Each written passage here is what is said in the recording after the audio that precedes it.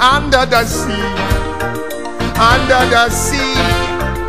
Darling, it's better down where it's wetter. Take it from me.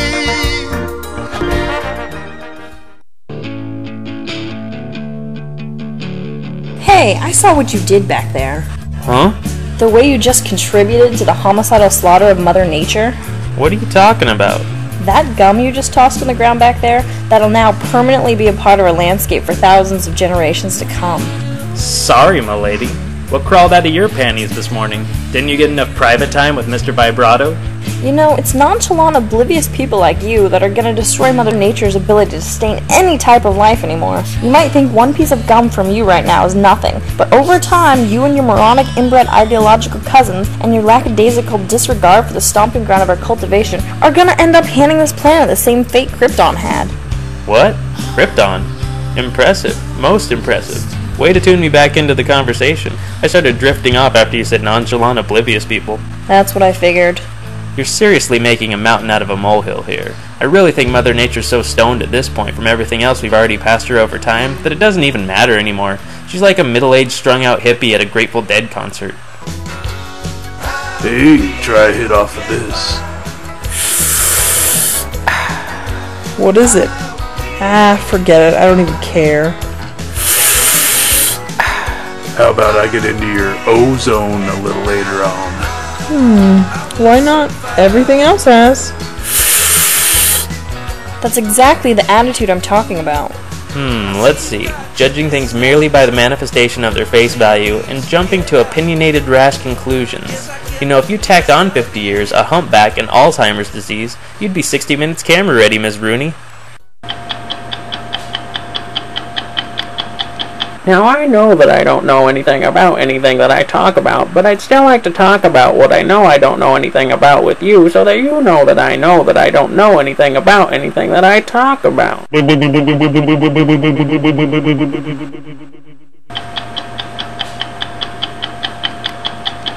You ever think that maybe if you weren't so infatuated with the sound of your own vagina monologues, you might recognize deeper motivations at work here? What I'm doing by throwing gum on the ground is actually saving the preservation of life in Mother Nature's womb, not destroying it. Oh, I can't wait to hear this. Let me indulge you, my pretty, and I'll accept your apology afterwards. Uh-huh. Just listen. It's proven the water levels around the world are rising, right? It's been studied.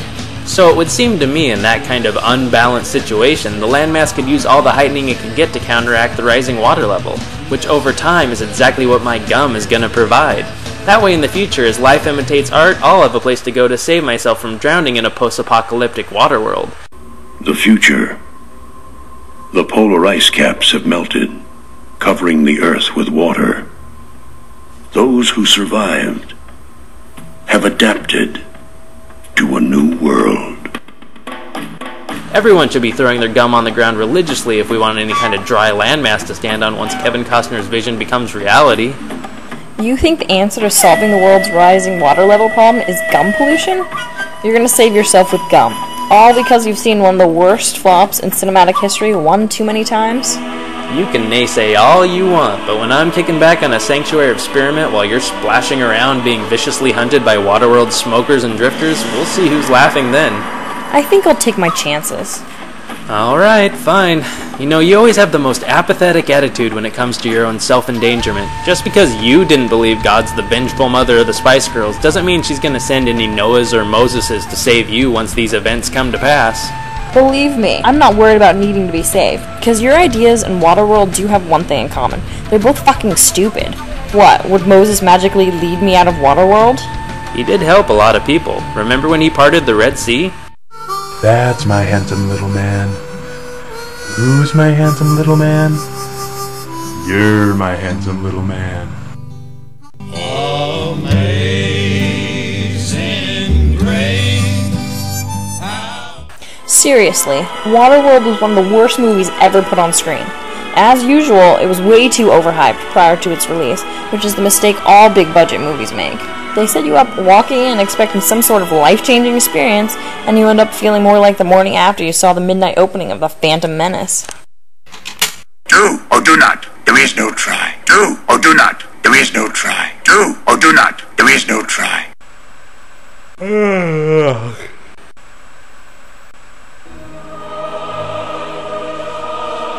You mean I get to come with you in your starship? Musical Jets and Binks! Yippee! Midichlorians are a microscopic life form that resides within all living cells.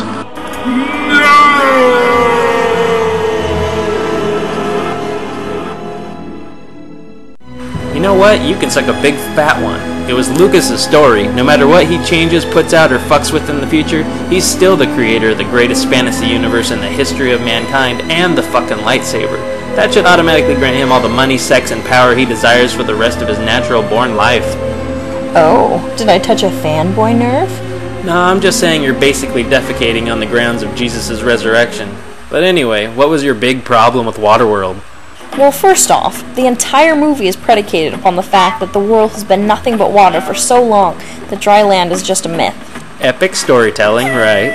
Yeah, sure, epic. Smokers have an entire legion of gas-powered aquatic vehicles. Jet skis, seaplanes, and to top it off, a fucking oil tanker.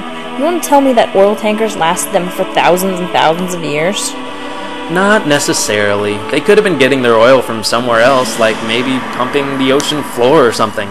I know to you oil is just a term for you to sound smart in your political talk type stuff with the other hobnobbers, but it can come from other areas too besides your basic turban territories.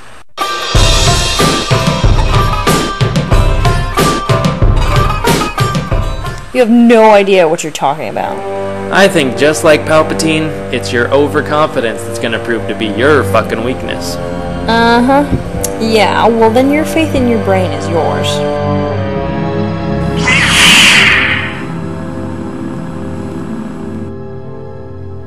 Did you even watch Waterworld?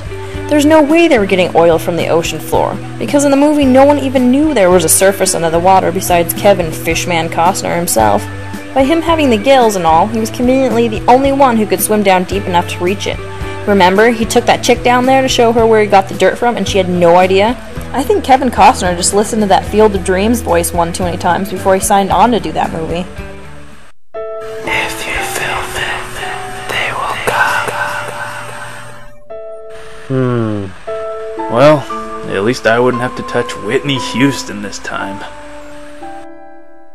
I just think that if jet skis could survive a water apocalypse, that there might be, I don't know, maybe a submarine, or you would think some scuba equipment artifacts floating around somewhere, but no, that would blow the whole movie's paper-thin plot. And speaking of, the fact that the Drifter people trade crumpled up paper for sex with children, all in all, really didn't rub me the right way either. Why? Paper was a rare commodity. It wasn't like the Drifter was trying to rip him off or anything. Everything has to have a value in an open market culture, no matter whether or not you agree on what's being exchanged. Even Paris Hilton without a vagina would have to be worth something in that kind of society. Hey, I'll trade you this here spit bucket for something. Oh, that's hot. Nah, I already got me one of them already. Well, they're both spoiled rotten. Will they cry when they hit bottom? Heaven knows that they'll survive this simple country kind of life. Ah, so you think child prostitution is okay? That's not what I said. As the male here, I think it's supposed to be my responsibility to be the one putting things in your mouth. You're an ass.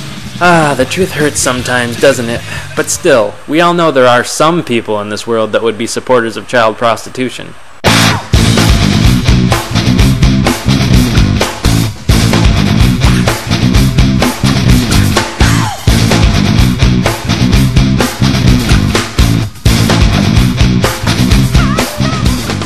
I still don't understand how you can take this movie seriously.